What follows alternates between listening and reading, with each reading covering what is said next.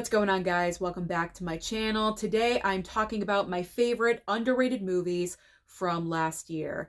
The movies sitting next to me just did not perform well at the box office or were simply overlooked. And I personally really enjoyed all of these movies. So if you have not seen them, I do highly recommend all of them to you. So I am going to start off with my number one favorite. It is Arthur the King. The reason why Arthur the King is my number one favorite underrated movie from last year is because I love a true story. You guys know this, and there's a dog involved. Anything with animals, I am a sucker. So you have true story with an animal, I'm already there. And then the story itself is just so inspirational. I absolutely loved this movie. So you have Mark Wahlberg in the film. He is a professional endurance racer in the movie. And I think, if my memory is serving me correctly, because I haven't seen this film in a little bit, but I believe his character is about ready to retire, but he wants to run one last race because he wants to win before he hangs everything up. And so he's training, he gets his team together, they're practicing, they're training together, they're all hyped up for the race. They're in the race, everything is going well. I think about halfway through, they come across this little scrappy dog, and so they wind up calling him Arthur. What's really cute about the movie is that Arthur, once he finds this team, he will not leave them. He will not leave them. He wants to run the entire race with them. It is so adorable. This movie had my heart. I just love this film so much. I'm so happy that Lionsgate sent this movie over to me, because otherwise I'm not sure if I would have watched this movie or not. And I ended up really loving it. And also, this is something that I have mentioned about this film prior, but I will say it again, just in case you don't remember me saying it. This movie is perfect for multi-generations. A lot of movies out there you can't watch with your family because there's too much violence or nudity or language, whatever it is. But this is the perfect film that grandkids can watch with their grandparents, or you can watch with your parents, vice versa, and really enjoy the film. It is multi-generational friendly. So Arthur the King, I absolutely loved and adored this film. It was so, so good. The next movie in my pile is Immaculate. Now, the reason why I chose Immaculate is because this film, I believe, was severely overshadowed by The First Omen. And there's two reasons for this. Reason number one is because these two movies pretty much have the same plot line going on, the same exact story. And then the second reason is because both of these films came out in movie theaters within weeks of each other, or about a month. It was not long between these two releases. I think Immaculate did come out first. I could be wrong.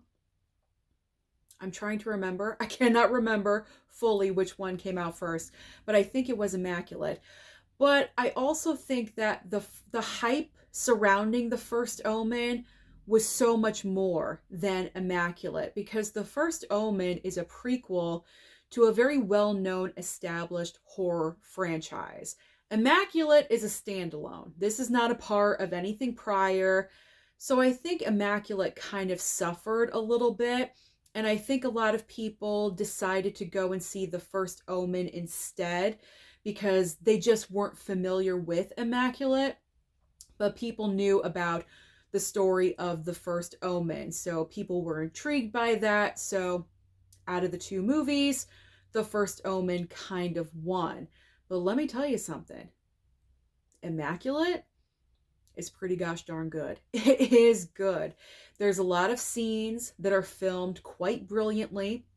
Sydney Sweeney, she's an executive producer on this movie.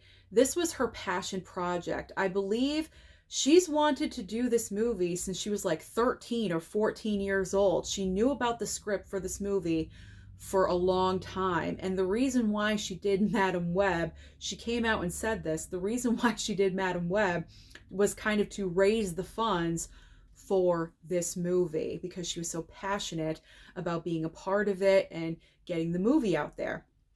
And I thought her acting in the film was very, very solid. It kind of impressed me because Sydney Sweeney, I'm not too familiar with her entire filmography or, what she's done on TV. I know she was in Euphoria, I believe. I still have not seen that, but I've only seen her in like Anyone But You and Madam Web, so I'm not totally familiar with how her range is as an actress, but she really impressed me in this movie. And the ending was kind of the reason why I picked up the Blu-ray. It was also really cheap as well. I think it was like $14, so that was a great deal. But also, I was hearing about the ending of the movie and how shocking it was, so that really piqued my interest, and it lives up. It really does live up to the hype. So if you have not seen Immaculate, if you're one of those people that kind of chose The First Omen over this movie, give Immaculate a chance. You will enjoy it. This is very, very underrated. All right, moving on next. We have got, I love this movie. I love this one. Lisa Frankenstein. This movie did so bad at the movie theater. I felt so bad for this film because this is the kind of movie that I just would have been obsessed with when I was younger. This is all about Catherine Newton's character right here. She is very gothic. This whole story is like a gothic horror romance story. So you have Catherine Newton. It takes place in the late 80s. I love the 80s time period, so I, of course, gravitate towards that as well. So the movie takes place in the 80s. Catherine Newton is, very dark and dreary. Her mom has passed away, and so she's living with her father and her stepmother and her stepsister. Her stepsister is actually very nice to her, even though she is like a 180 opposite of Catherine Newton. They get along. Her stepsister actually cares about her. So that was nice. It wasn't the typical 80s like they hate each other. They actually really liked each other and had a friendship.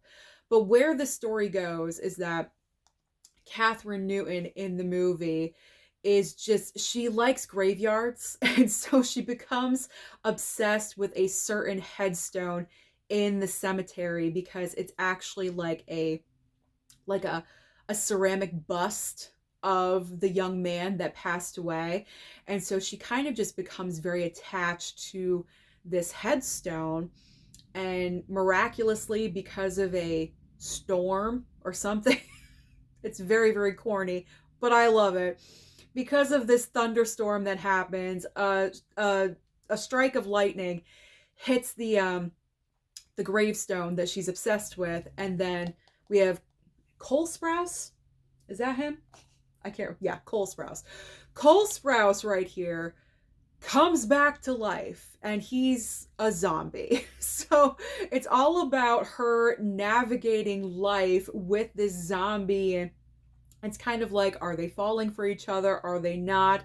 It's this like weird horror romance story. I loved it. I absolutely loved it. As much as the plot line sounds so weird, I think the problem is that this kind of story is just too freaky for a contemporary audience. If this movie came out in the mid-80s, let me tell you something. This would be a cult classic. I still do think it has the potential to be a cult classic in the future, because I do think this movie is the perfect kind of movie to play at a sleepover or something like that, or a night with your girlfriends, or with teenagers or something, and just have a good time with Lisa Frankenstein. It's a funny movie. I just really enjoyed it. A lot of people have compared it to the vibe of Edward Scissorhands, and I could definitely see that. It's like in that vein, that gothic horror vibe, just a little bit. But this is a great overlooked fun movie.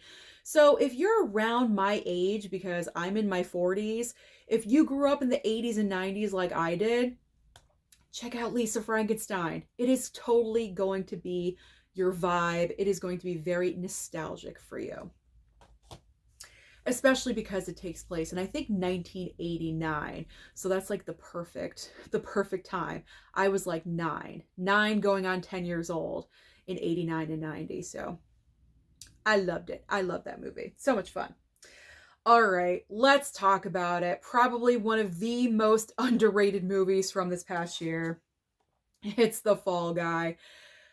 I don't really know what went wrong with this movie, but this film was supposed to kick off the summer movie season. It opened up in the first weekend of May because for the box office, the first weekend of May is like technically the start of summer. And I can agree with that. I personally think summer starts in the beginning of May and then it ends Labor Day weekend. So this film was supposed to kick everything off last year and it flopped severely. I don't know what happened. I have a couple of theories. I think because this movie is based kind of loosely on the TV show The Fall Guy, not a lot of people know about that TV show. I certainly did never hear, I certainly never heard, there we go, of the Fall Guy TV show. And I'm obsessed with pop culture. So for myself not to be familiar with that, that's certainly a negative, and the majority of people out there are not going to be familiar with that as well. So that was a huge strike against it. Also, your leading stars here, as much as I love Ryan Gosling and Emily Blunt, they don't open up movies. If you guys go back into their filmographies, Ryan Gosling and Emily Blunt pretty much have successful films based on successful co-stars. Very obvious example is Ryan Gosling with Barbie. Barbie did not open to a high opening weekend and become a billion-dollar movie because of Ryan Gosling. It became that because of Margot Robbie. Everyone went to go and see Margot Robbie, and then of course Ryan Gosling won all of our hearts as Ken, including mine. You guys know how I felt about the movie, but I eventually enjoyed the movie because of Ryan Gosling. But these two together, not a good matchup. I feel like if Ryan Gosling was the star, they should have switched out Emily Blunt's character with a more box office friendly actress and vice versa. You know what I'm saying? So because of the casting choices, I think that was another strike against this movie. I hope you guys could understand what I was trying to say. They don't open movies very well for some reason. I don't know why. I enjoy both of these actors. I really do. So having them both together just wasn't a good combination. I love their chemistry in the movie, but for box office performance, it just did not work. But as far as the movie goes, if you haven't seen The Fall Guy, there is a lot going on. It's a lot of different like category of movie. Of course, it's an action film focused on stunts. It's also a rom-com because you have their storyline happening. There's a lot of different elements working in this movie. But I really do recommend it because it's a lot of fun. It's one of those popcorn movies where you can just sit back and relax and enjoy it, eat some popcorn, drink a soda, and you are having fun. You don't have to think about anything. You know, like some movies you don't want to think. You just want to sit there like a slug and enjoy yourself. And The Fall Guy is definitely one of those movies. So it really is a shame that this film tanked, because it did. It tanked last year. And it is better than that. It really, really is. So watch The Fall Guy. Give it a chance, guys. It recently went to Amazon Prime. So watch it if you have not already. Give it a chance. Give Ryan Gosling a chance. Okay. 3 movies left. Pretty much all action films, you know, starting with The Fall Guy, and it's all action from here on out. So this is probably one of the biggest flops from last year, but I really enjoyed the movie. It's Furiosa. Furiosa, again, we could guess why this movie went wrong and why it did not perform at the box office. I have my own theories. I do think that it was kind of a long time period between Fury Road and Furiosa. I feel like if, what's his name? Is it George Miller? I'm so bad with names as I'm filming. Yeah, George Miller.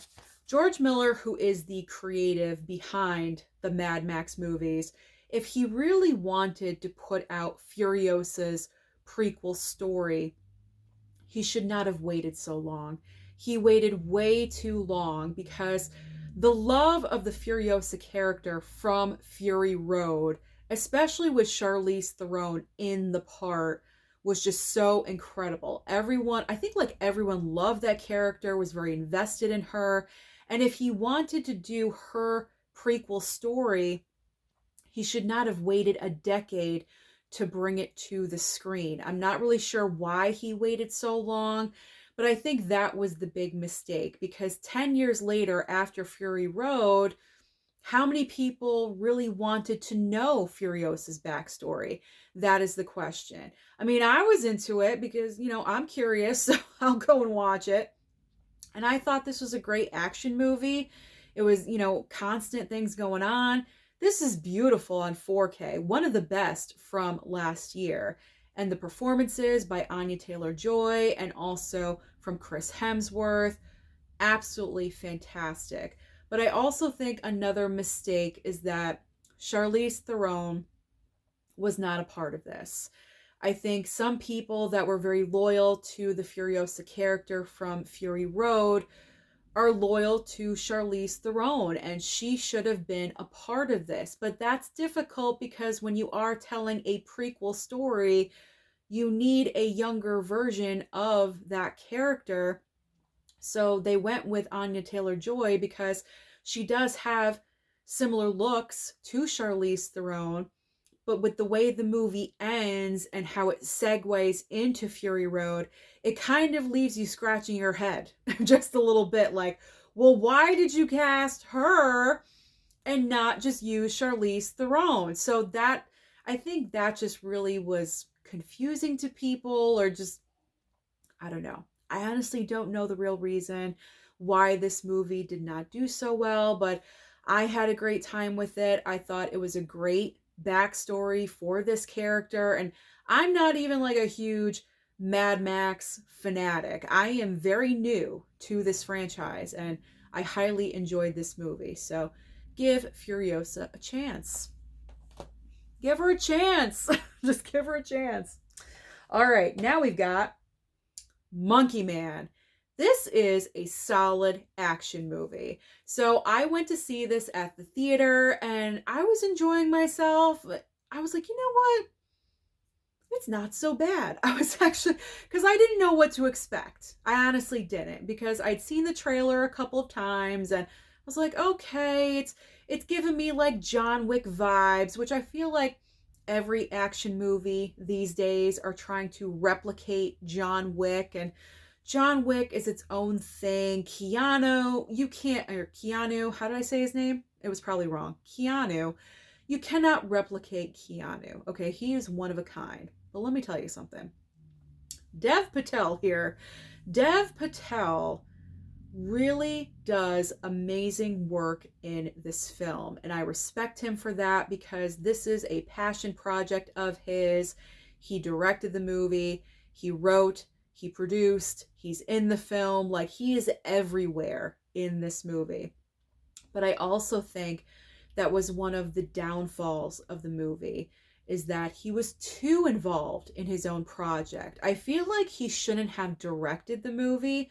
I feel like he should have focused on writing, starring in the movie, and also producing the film, but should have handed over the director title to someone else. Because when you're that involved in your project, it can kind of be a little bit overwhelming. And you can't really see what other people could possibly see as what you could do better to elevate the film. And I feel like that was an issue and a problem. I feel like Jordan Peele should have directed this movie because Jordan Peele was also a producer on this project. I feel like if Jordan Peele directed this film, it would have been like a 4-star movie for me because I gave this, I believe, a solid 3-star for this film.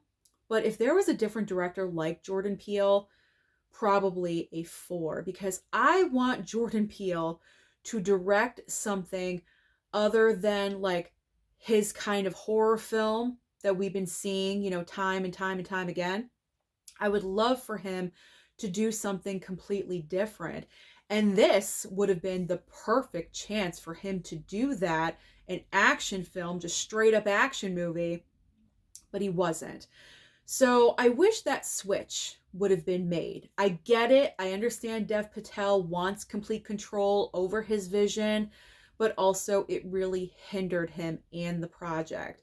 But the fight scenes, the choreography in this movie, I really enjoyed. I was entertained by it. It had a great story. Again, it is a revenge movie, of course, so we have that going on. That is the driving force of this film. But pretty much that's the driving force for all action movies these days. But I really enjoyed Monkey Man. It surprised me. My mom loved this movie. I think if she had to do a top 5 of the year from last year, Monkey Man would have been in her top 5. When we were done, she was clapping like crazy. So if you have not seen Monkey Man and you enjoy action movies like John Wick, you will enjoy this one as well. All right, so the final film that I'm going to talk about, I have to mention one of my guys, of course, and that's Jason Statham in The Beekeeper. I feel like this movie was kind of underrated. I believe it performed pretty decent at the box office. At one point, it was at number 1. I don't think it debuted at number 1 because this movie came out at the same time as Mean Girls, the musical. So I think Mean Girls, the musical, debuted at number 1, but then they were kind of like flopping back and forth with 1 and 2. So this one was, in second place, and then it went up to 1. So it did okay at the box office, but I feel like it's underrated because no one really talks about it anymore. It's kind of like been forgotten. It's in the rear view. But I really enjoyed this one. I just really enjoyed it because I feel like, again, it's a revenge action movie. Jason Statham is friends with Felicia Rashad from The Cosby Show. And unfortunately, something happens. And so he needs to get revenge on the people that caused the bad thing to happen. You know what I'm saying? He's out for revenge. Simple. Simple. Yeah, it is corny. It is corny because it is titled The Beekeeper. He does work with bees. So it's kind of like a double entendre title because he works with bees, but also in his past life, he was a quote unquote beekeeper, which is kind of like a special ops title or something like that. I don't know. It's in his past work history as a quote unquote beekeeper. So it's a double entendre name. Are you following? I hope you are. So he was that in the past, and that's where he got all of his fighting training and how he's so amazing. And then in real life, he's also a regular beekeeper as well. Also throughout the movie, where it gets really corny, and you kind of just have to go with it after a while, there's a lot of bee puns, like honey and sting and hive, saying things like that over and over, referencing bees throughout the entire movie. So that's extremely corny, but if you just put all of that aside and just appreciate the fighting sequences that Jason Statham does in this film, there's a lot of interesting scenarios that happen that I did not see coming. like at all whatsoever.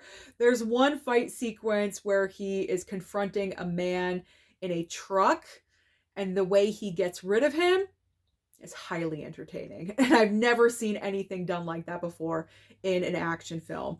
So I just really enjoyed this movie, as corny as it is, but you know me, I love my Jason Statham.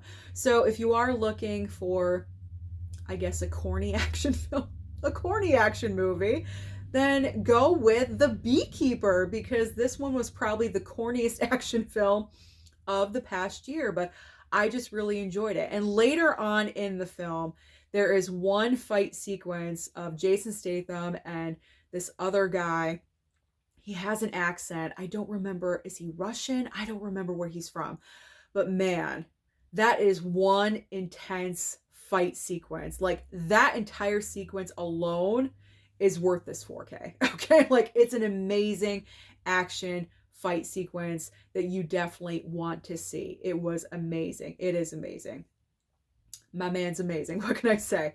So, The Beekeeper. If you haven't seen it, rectify that and watch this.